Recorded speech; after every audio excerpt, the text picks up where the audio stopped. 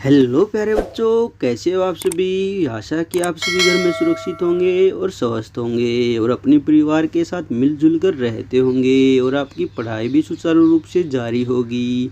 चलिए आज हम आपकी हिंदी पाठ्य पुस्तक पगडंडी से पाठ नंबर 11 करते हैं, जो है शहनाई का जादूगर। बच्चों, मैंने इससे पहले इसके शब्दार्थ करवाए थे और आज हम क्या कर रहे हैं, इस पाठ को पढ़ेंगे। यानी हम क्या करेंगे, आज पठन वाचन करेंगे। और शहनाई का जादूगर मैंने आपको बताया था कि शहनाई का जादूगर किसे कहा जाता था। शहनाई का जादूगर बिस्मिल्लाह उस्ताद बिस्मिल्लाह खां को कहा जाता था। देखो, पाठ प्रवेश में ही हम सबसे पहले पढ़ते हैं, भारत के प्रसिद्ध शहनाई वादक बिस्मिल्लाह खां संगीत और पूजा को एक सम्मान मानते थे। सभी के हृदयों पर राज करने वाले शहनाई वादक बिस्मिल्लाह खां ने शहनाई वादन को अपने जीवन काल में नित नई ऊंचाइयां तक पहुंचाया। ठीक है, आप समझ गए होंगे ये पाठ किस पर आधारित है। ये पाठ शहनाई के जादूगर उस्ताद बिस्मिल्लाह खां पर आधारित है, जो क्या थे कि शहनाई वादक थे। चलिए हम पाठ को पढ़ना स्टार्ट करते हैं। 26 जनवरी 1950, आप सभी को पता है 26 जनवरी को हम क्या मनाते हैं। 26 जनवरी को हम गणतंत्र दिवस मनाते हैं। 1950, 26 जनवरी 1950 स्वतंत्र भारत के प्रथम गणतंत्र, यानी हमारा देश तो 15 अगस्त 1947 को आज़ाद हो गया था, लेकिन उसके बाद क्या था, हमारे देश की व्यवस्था को सुचारू रूप से चलाने के लिए एक संविधान की ज़रूरत थी। और उसी संविधान को कब लागू किया गया, 26 जनवरी 1950 को की संध्या पर शहनाई से उभरी स्वर लहरियों ने संपूर्ण वातावरण में जैसे सुरों की गंगा प्रवाहित कर दी थी। यानी जब आप देखते हो, जब 26 जनवरी का जो प्रोग्राम होता है उसमें विभिन्न प्रकार के संगीत हमें सुनने को मिलते हैं। तो जब हमारा देश अपना प्रथम गणतंत्र दिवस मना रहा था 26 जनवरी 1950 को, तो उसमें स्वर लहरियों यानी उस्ताद बिस्मिल्लाह खां की शहनाई की आवाज़, शहनाई का संगीत गूंज रहा था, जैसे सुरों की गंगा प्रभावित कर दी थी। इस दिवस को हर्षोल्लास यानी पूरी खुशी के साथ द्विगुणित, एक तो हम खुश थे कि आज हमारा संविधान लागू होने जा रहा है। दूसरी बात क्या थी कि हम किसका, उस्ताद बिस्मिल्लाह खां की शहनाई का आनंद ले रहे थे। क्या हो गया था, हर्षोल्लास द्विगुणित हो गया था। श्रोता भाव विभोर होकर शौरों की इस अपूर्ण बाजीगरी का आनंद उठा रहे थे। अब देखो यहाँ पर श्रोता कौन होते हैं, जो सुनने वाले थे, और मन ही मन प्रशंसा कर रहे थे उस कलाकार की। किसकी प्रशंसा कर रहे थे, उस कलाकार की जो शहनाई से उभरे स्वरों से रास्ते उनके हृदयों में प्रवेश कर रहा था। देखो, यानी जो श्रोता थे वे मंत्रमुग्ध हो गए थे किसकी, उस्ताद बिस्मिल्लाह खां की शहनाई की आवाज़ें सुनकर। यह शहनाई वादक थे बिस्मिल्लाह खां, यानी किसकी शहनाई की आवाज़ आ रही थी, बिस्मिल्लाह खान की। किसकी आवाज़ आ रही थी, बिस्मिल्लाह खान की। ठीक है, जो स्वतंत्र भारत की प्रथम गणतंत्र दिवस की संध्या पर लाल किले में आयोजित समारोह में शहनाई बजा रहे थे। यानी जो हमारे स्वतंत्र भारत का प्रथम गणतंत्र दिवस था वो कहाँ पर मनाया गया, कहाँ पर, लाल किले में आयोजित समारोह में शहनाई बजा रहे थे। उस्ताद बिस्मिल्लाह खां एक ऐसे कोमल हृदय व्यक्ति थे जो संगीत के द्वारा आत्मा की गहराइयों में उतर जाते थे। ऐसा व्यक्तित्व जो विश्वविख्यात यानी पूरे विश्व में प्रसिद्ध शहनाई वादक के रूप में जीते जी किदवंतित बन गए। किदवंतित क्या हो गई थी, यानी उनकी कहानियाँ दाउमर के लिए क्या हो गई थी, प्रसिद्ध हो गई थी, और वे दाउमर के लिए क्या हो गए थे, प्रसिद्ध हो गए थे। बिस्मिल्लाह खां का जन्म 21 मार्च 1916 को, अब देखना अब क्या है यहाँ पर, बिस्मिल्लाह खां के जन्म के बारे में बताया जा रहा है। बिस्मिल्लाह खां का जन्म 21 मार्च 1916 को डुमरांव, यानी डुमरांव कहाँ है, बिहार में हुआ था। अब आपका यहाँ पर एक प्रश्न बनता है कि बिस्मिल्लाह खां का जन्म कब हुआ। बिस्मिल्लाह खां का जन्म 21 मार्च 1916 को डुमरांव बिहार में हुआ था। इनके पूर्वज डुमरांव रियासत में दरबारी संगीतज्ञ थे। यानी जो बिस्मिल्लाह खां थे उनके पूर्वज यानी उनके दादा हैं परदादा हैं वो क्या थे, जो डुमरांव रियासत थी उसके दरबारी संगीतज्ञ थे। इन्हें संगीत की प्रारंभिक शिक्षा चाचा अली बख्श विलायत से मिली। ठीक है, जब इन्होंने संगीत की शुरुआत की, जब इन्होंने शहनाई की शुरुआत की तो किससे, चाचा अली बख्श विलायत से मिली। अली बख्श वाराणसी के विश्वनाथ मंदिर, वाराणसी का विश्वनाथ मंदिर बहुत प्रसिद्ध है, में शहनाई बजाते थे। कहाँ बजाते थे? अली बख्श वाराणसी के विश्वनाथ मंदिर में शहनाई बजाते थे। चाचा की शिक्षा से यहाँ उनमें संगीत के प्रति गहरी समझ विकसित हुई। वहीं सभी धर्मों के प्रति आनंद का भाव भी जागृत हुआ। किसके अंदर? बिस्मिल्लाह खां के अंदर।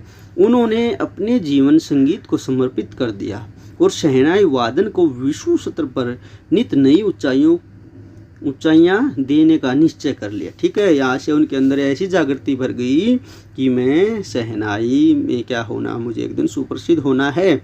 और वो शहनाई वादन करने लगे, यानी शहनाई बजाने लगे। वैसे शहनाई मैंने बताया था ना कि लंबी ही बीन होती है। ठीक है, जिसको हम फूंक मार करके क्या करते हैं, उससे जब उसमें हम फूंक मारते हैं तो उससे बहुत ही मधुर संगीत निकलता है। बिस्मिल्लाह खां संगीत और पूजा को एक ही दृष्टि से देखते थे। देखो, बिस्मिल्लाह खां क्या मानते थे कि जो संगीत है और जो पूजा है वो क्या है, ऐसे क्या है, एक समान है। उनका मानना था कि संगीत, सुर और पूजा एक ही चीज़ हैं।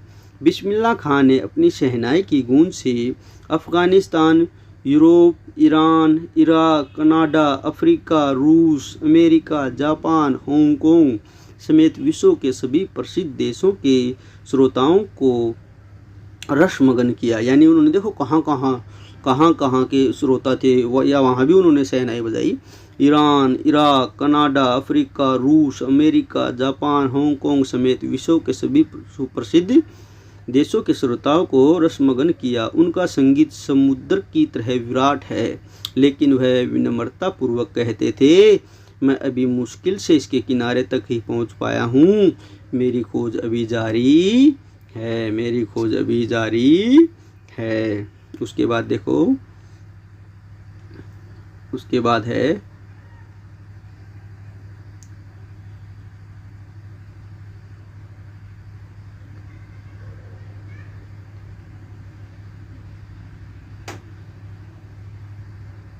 मेरी खोज अभी जारी है। उसके बाद है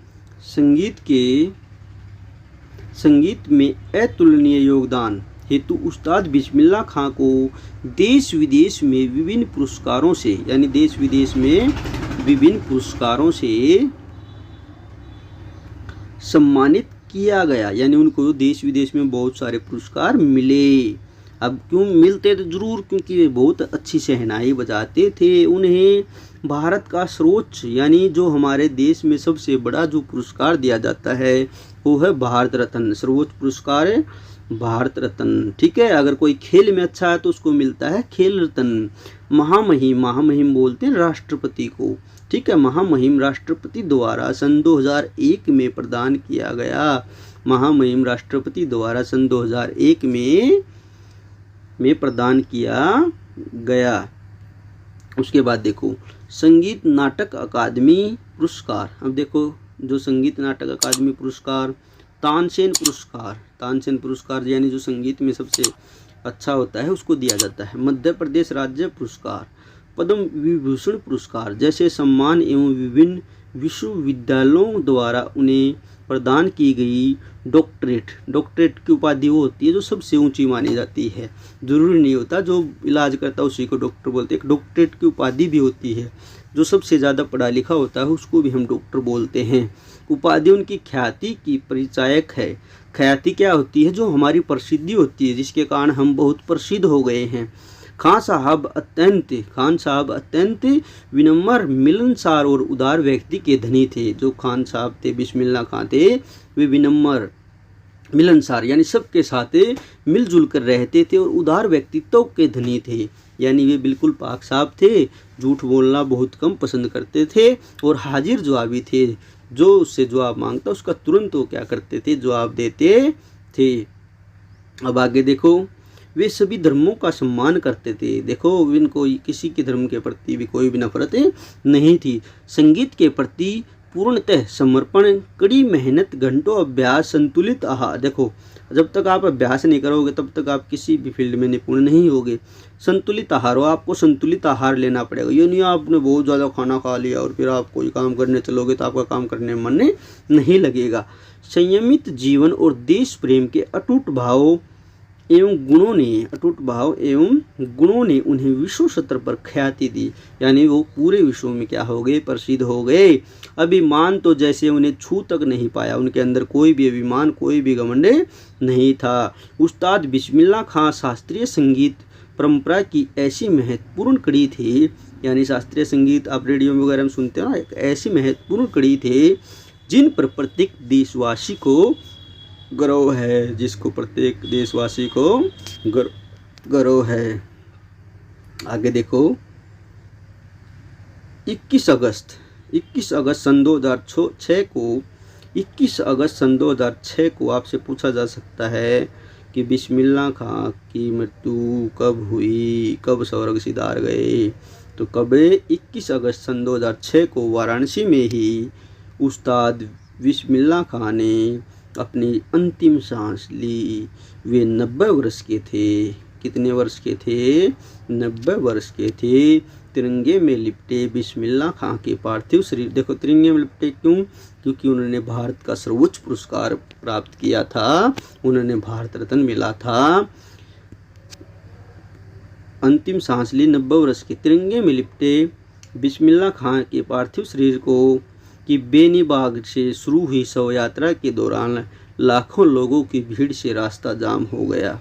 जब उस्ताद का जनाजा करबला पहुंचा, यानी उसका जनाजा कहाँ पहुंचा?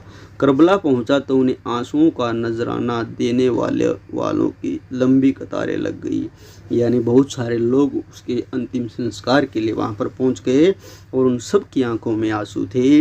इस दौरान हल्की बारिश होने से यह एहसास हुआ मानो प्रकृति भी उस्ताद के दुनिया से विदा होने पर आंसू बहा रही हो।